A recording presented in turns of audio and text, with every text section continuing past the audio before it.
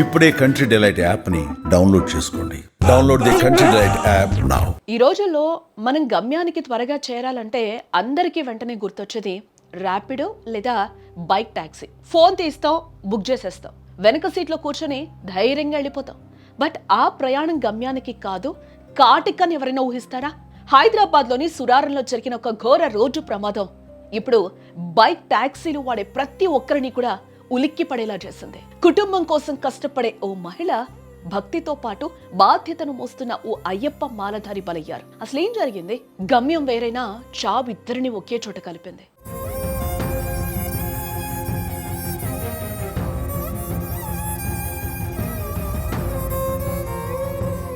సురారం వెంకట్రామ్ నగర్ కి చెందిన జ్యోతి తన భర్త శ్రీకాంత్ తో కలిసి కిరాణా షాప్ నడుపుకుంటూ ఉన్నారు.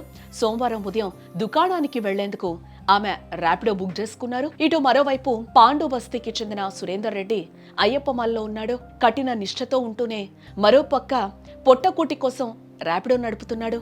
బుకింగ్ రాగానే జ్యోతిని పికప్ చేసుకున్నాడు. సురారం ప్రధాన రహదారి జ్యోతి మిల్క్ సెంటర్ దగ్గర ప్రయాణం సాగుతుంది. అంతలోనే వెనక నుంచి మృత్యువు శరవేగంగా దూసుకొచ్చింది.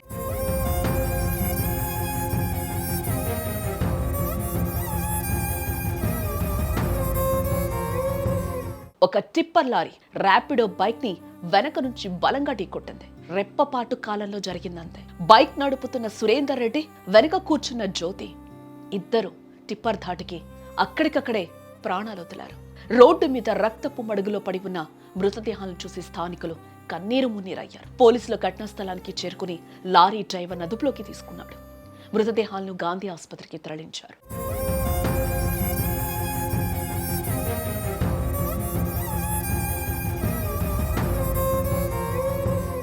చూసారుగా, జ్యోతి ఇంటి నుంచి బయలుదేరేటప్పుడు సాయంత్రం త్వరగా వచ్చేస్తానని చెప్పుంటారు సురేందర్ రెడ్డి.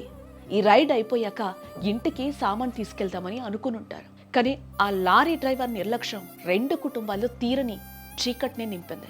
మనం కూడా ర్యాపిడో ఎక్కుతూ ఉంటాం కదా, బట్ రోడ్డు మీద హెవీ వెహికల్స్ తో అప్రమత్తంగా ఉండండి.